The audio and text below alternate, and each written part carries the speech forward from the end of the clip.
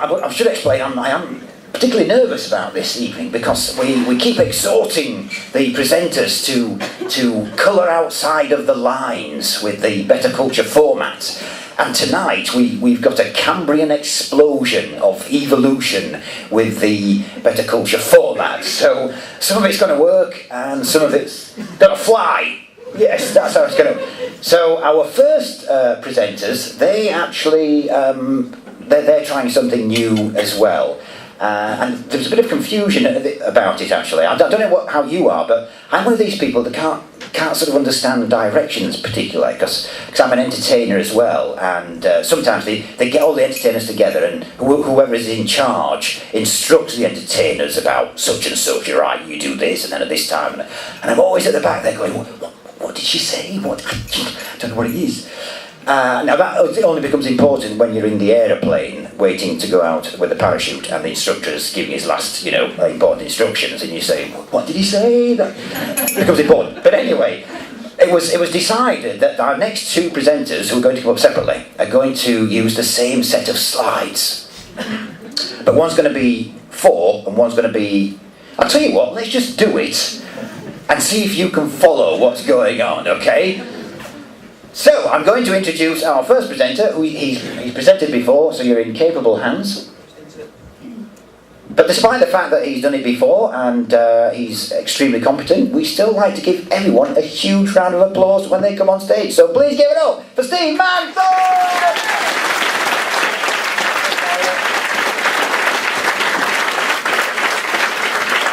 Yeah, I think we're both nervous about this one.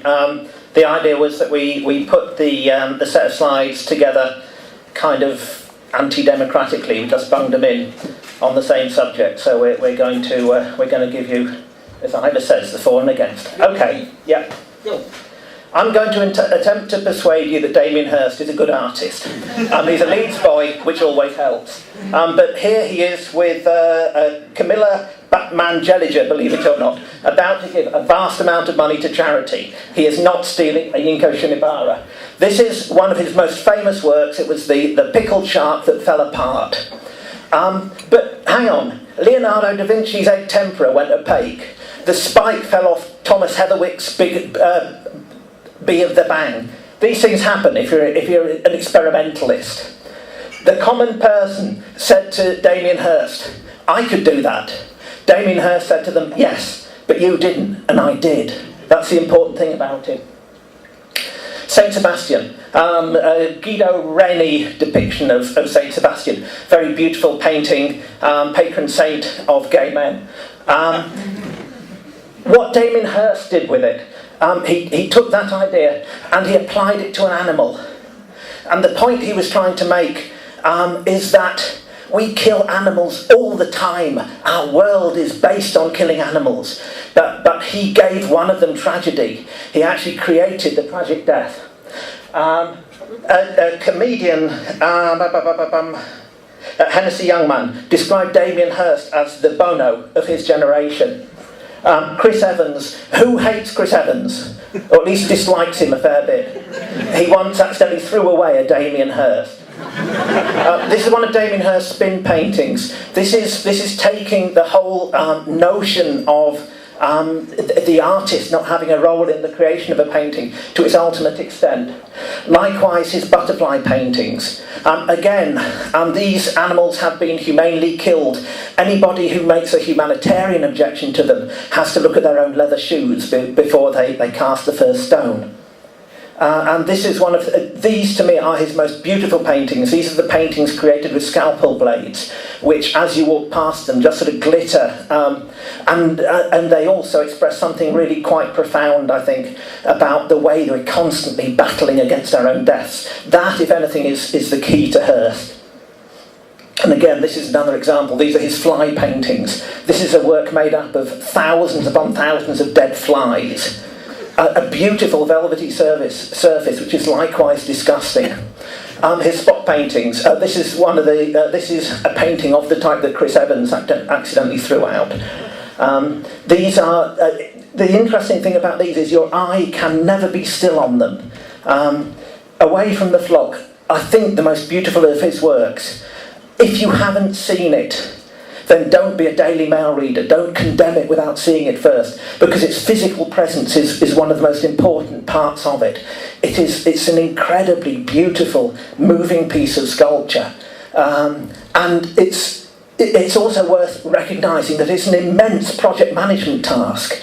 Doing this isn't easy. This is another of his studio projects, Anatomy of an Angel. An exquisite object, I think, a lovely object, that says everything we need to know.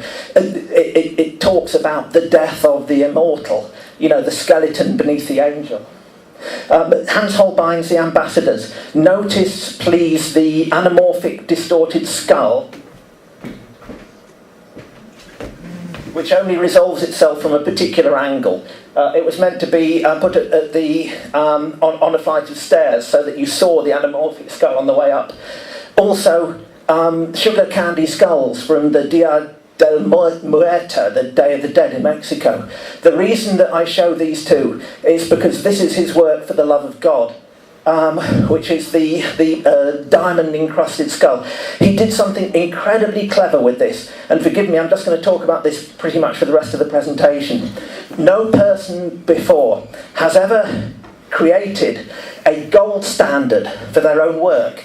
Essentially what he did, by pumping all that money into that one artwork, was he created a Damien Hirst that can never be worth less than £15 million, because that's how much the bits cost, that's how much the materials cost.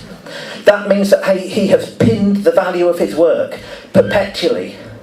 That is extraordinarily clever. No artist has ever done that before. No businessman.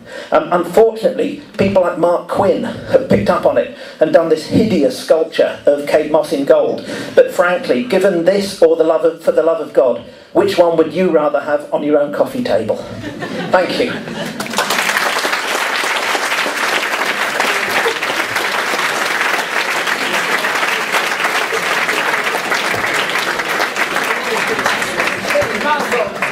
Steve Manthorp, ladies and gentlemen.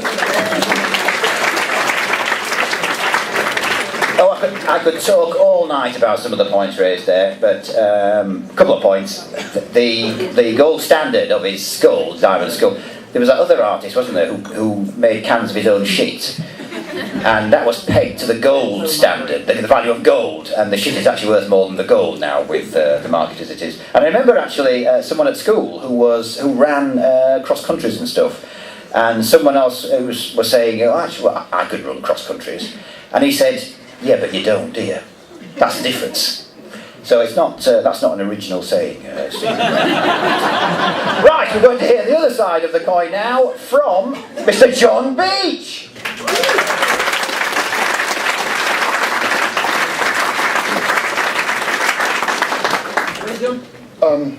Yeah, cheers.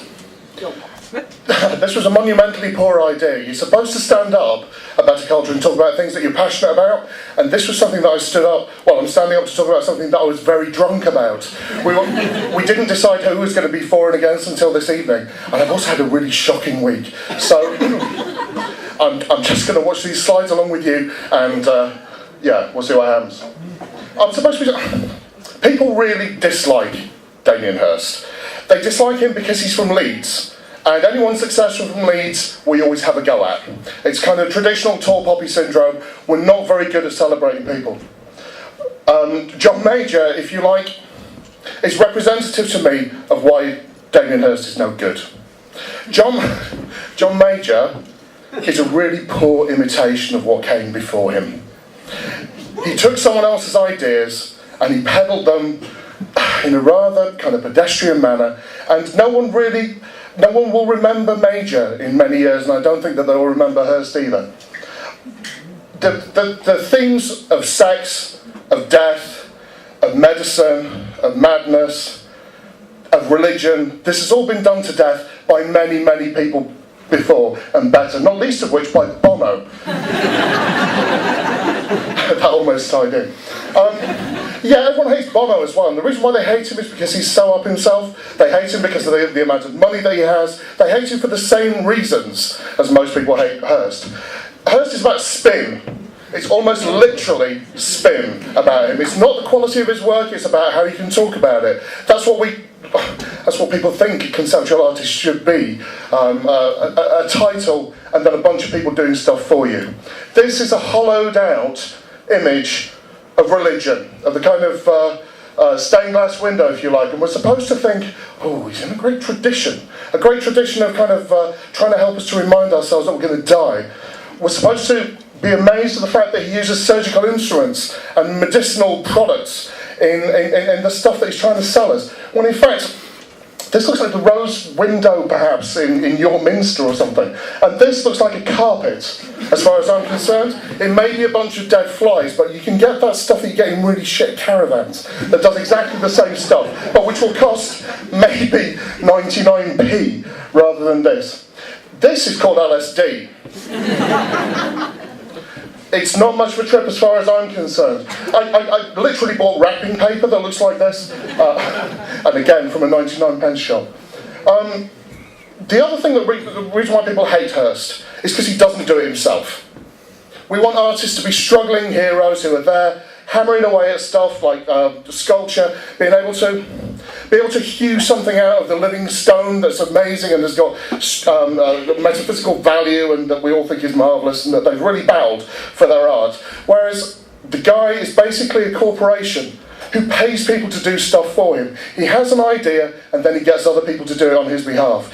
If we want a symbol of what's wrong with our culture, if we want a symbol of what's wrong with our art, it's about someone who is just able to go, do you know what, we could do such a thing and here's some money and make it happen. This is done by laser. The man's programmed, well, he's got some folks to program a computer in order to come up with a poor quality, I don't know, Terminator statue. It's a really interesting picture. This picture was all about new technology. This picture was all about what it was like to live in the Renaissance. These were two rich ambassadors, men who were sent out... Two rich ambassadors. Well, sweet rather than rich. Yeah, sorry. I'm going to wait for this one. So I find this garish and I find it unpalatable. I think it's an exceptionally wise business move to try and peg the value of your art to the market. But if all that we view art as being is about its exchange value rather than its use value, then we've lost the plot significantly. It's certainly not my cup of tea. That wasn't my joke. I'm going to wait for the next slide. Thank you. One of the reasons why Hirst is also loved is because, just like Reynolds, who painted this picture, the brown boy, he hangs out with famous people. He plays to their sense of vanity. He enlarges their own ego by their ability to be able to purchase an association with him. And I have no idea what to say about this final slide. You've been very kind. Thank you.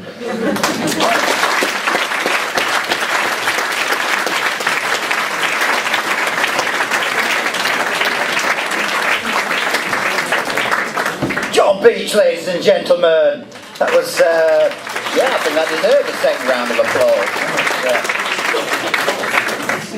It was almost a random slide challenge, that.